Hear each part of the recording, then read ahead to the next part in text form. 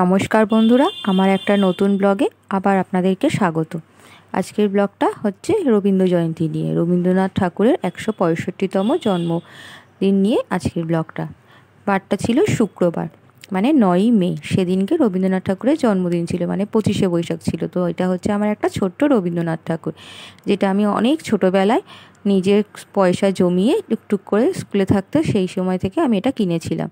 তাও আবার বোলপুর শান্তিনিকেতনে গেছিলাম পৌষ মেলায়, সেখান থেকেই নেওয়া। তাই এই রবীন্দ্রনাথ ঠাকুরটা আমার ভীষণ প্রিয়।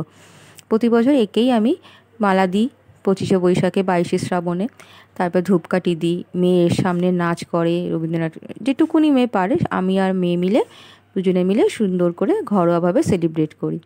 আজকেও সকালবেলা স্নান সেরে ঠাকুরকে পুজো দিয়ে, এই যে দেখুন ধূপকাঠি মোমবাতি দেখিয়ে মালা পরিয়ে আজকে আমরা নিজেরা ঘরোয়াভাবে রবীন্দ্র জয়ন্তী উৎসব পালন করছি।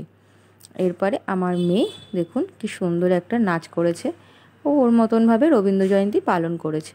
আর এই রবীন্দ্রনাথ ঠাকুরটা আমার কাছে সত্যিই ইমোশনাল, যেহেতু আমার ছোট্টবেলা থেকে কেনা। আর কি সুন্দর লাগছে দেখুন রবীন্দ্রনাথ ঠাকুরটাকে। আর এই যে আমার মেয়ে একটা ছোট্ট উপস্থাপনা রবীন্দ্র জয়ন্তী উপলক্ষে। পুরো নাচটা দিতে পারলাম না, যেহেতু কপিরাইট চলে আসছে।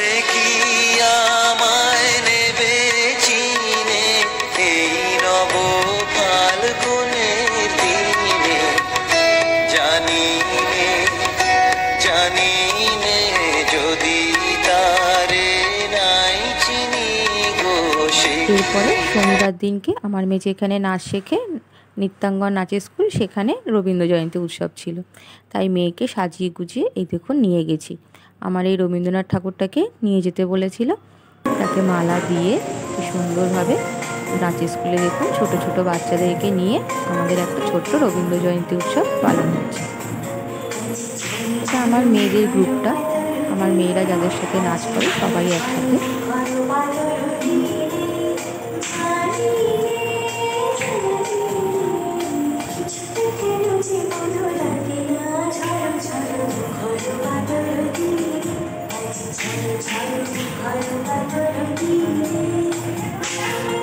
যতটুকুনি যে পেরেছি সেরকমভাবেই আমরা রবীন্দ্রনাথ ঠাকুরকে স্মরণ করে কিন্তু তার জন্মদিন পালন করেছি। আর এই যে আমাদের মেয়েদের গ্রুপটা, আর পেছনে হচ্ছে নাচের আন্টি।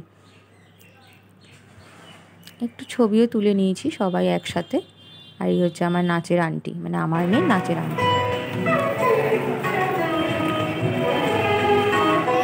জানি না গানগুলো দেওয়াতে কোনো কপিরাইট আসবে কিনা।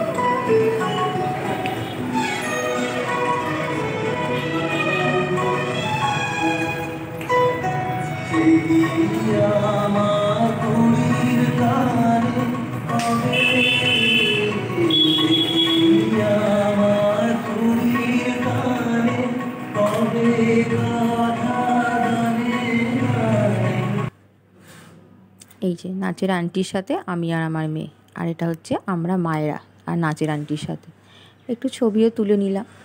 এরপরে আছে একদম ছোট ছোট গ্রুপ, দেখুন একদম বাচ্চা, এরাও কি সুন্দর নাচ করছে দেখুন।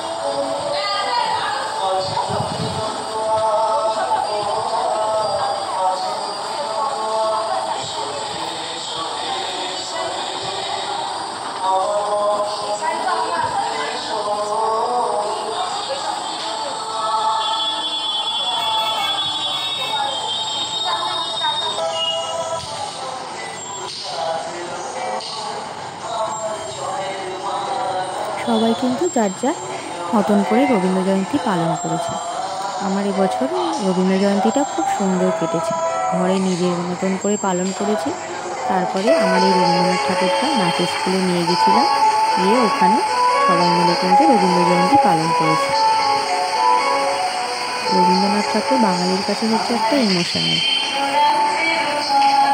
আর গান কবিতা এমন কোনো সময় নেই যে ভালো লাগে না, সে দুঃখে বলো কি আনন্দে বলুন, আমার গান সবসময় যেন ভালো লাগে। আর বাচ্চারাও কি সুন্দর নাচ করছে দেখুন। চলুন তাহলে ব্লগটা আজকে এখানেই শেষ করছি।